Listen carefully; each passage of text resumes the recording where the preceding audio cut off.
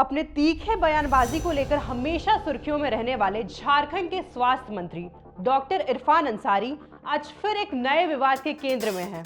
इस बार मामला एसआईआर को लेकर दिए गए उनके बयान का है। राजधानी रांची से लेकर हर जिले तक राजनीतिक गलियारों में माहौल अचानक गरमाया हुआ है और वजह वही इरफान अंसारी की जुबान से निकला एक ऐसा वाक्य जिसने सियासी तापमान को कई डिग्री तक बढ़ा दिया है। नमस्कार, मैं स्मृति तिवारी और आप देखना शुरू कर चुके हैं ग्लोबल मीडिया अपडेट। दरअसल हुआ यूं कि जामताड़ा में एक जनसभा को संबोधित करते हुए इरफान अंसारी ने एसआईआर का मुद्दा उठाया। बातों बातों में उन्होंने कहा कि एसआईआर लागू करके लोगों के अधिकार छीने जा रहे हैं। उन्होंने यहां तक कह दिया कि यदि कोई बीएलओ यानी बूथ लेवल ऑफिसर अधिकारी एसआईआर के लिए आए तो उसे बंदी बना लिया जाए। देखिए पूरा बयान। आपको वोट देने का अधिकार ही नहीं रखा, आपकी नागरिकता छीन लिया, आपको पहचान छीन लिया, आपको घुसपैठिया बना दिया इन लोगों ने। कोई हक समाज में आपको कोई हक नहीं मिलेगा। और अब बंगाल में से एसआईआर लागू कर रहा है और उसके बाद झारखंड में करेगा।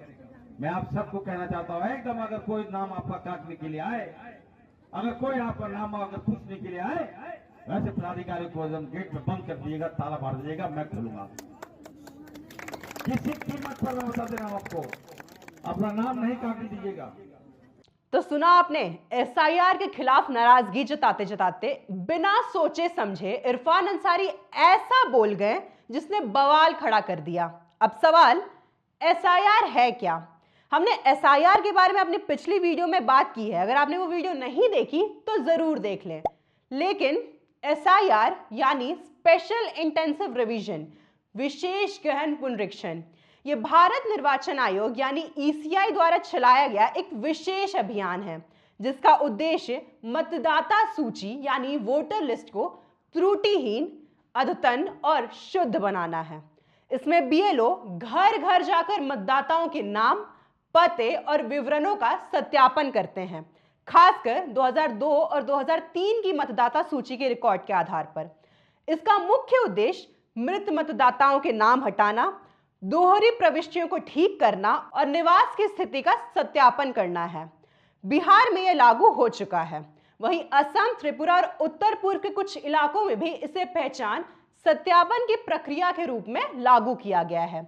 झारखंड में यह प्रक्रिया लागू करने की तैयारी में है, जिसके लिए निर्वाचन विभाग ने पेरेंटल मैपिंग यानी 2003 की मतदाता सूची से वर्तमान मतदाताओं का मिलान का काम शुरू कर दिया है। यह राजनीतिक विवाद इसलिए है क्योंकि विपक्षी दलों का आरोप है कि इस प्रक्रिया का इस्तेमाल घुसपैठियों को चिन्हित करने के नाम पर गरीब, वंचित और खास समुदायों के वैध भारतीय नागरिकों के नाम मतदाता सूची से हटाने के लिए किया जा सकता है, ताकि बूथ स्तर पर मतदाता सत्यापन आसान हो सके और फर्जी मतदाता सूची पर लगाम लगे।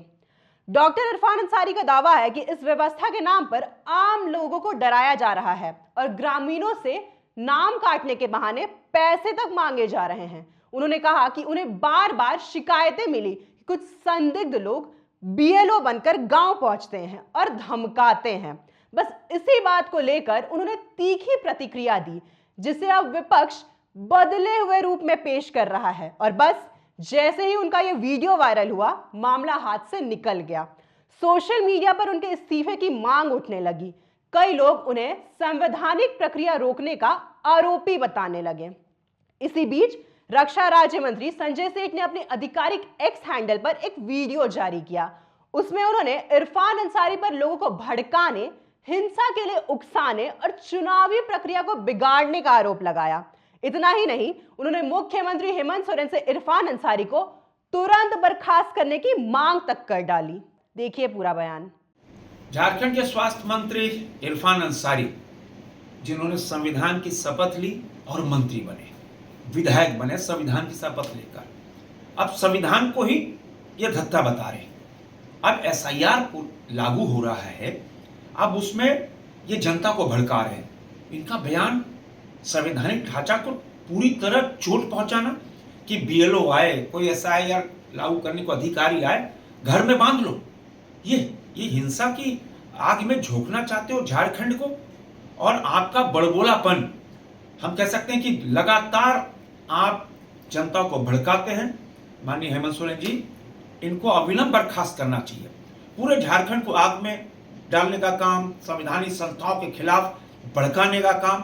अब आप पूछो, कांग्रेस पार्टी जब जनता का दिल नहीं जीत पाई, देश के खिलाफ बोलना, देश के संविधान संस्थाओं के खिलाफ बोलना, जनता का दिल नहीं जीत पाकर अब क्या घुसपैठियों के सहारे अब आप चुनाव जीतना चाहते हो? इसीलिए ने SIR लागू होने का विरोध कर रहे हो। जनता जान चुकी है।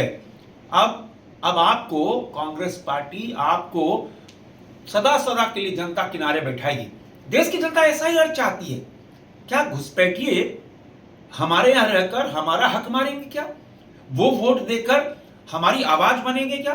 वो वोट देकर सांसद विधायक बनाएंगे क्या? नहीं, देश की जनता, देश में रहने वाले लोग ही वोट देंगे। और संजय सेठ का आरोप साफ है, इरफान अंसारी SIR के खिलाफ बोलकर घुसपैठियों के सहारे चुनाव जीतने की कोशिश कर रहे हैं। लेकिन जनता समझ चुकी है और इस बार कांग्रेस को पूरी तरह किनारे कर देगी।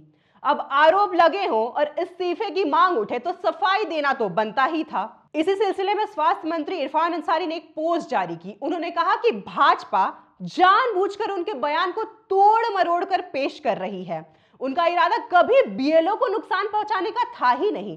वो सिर्फ उन फर्जी लोगों की बात कर रहे थे जो BLO बनकर ग्रामीणों को डराते हैं, पैसों की मांग करते हैं और मतदाता सूची के नाम पर ठगी करते हैं।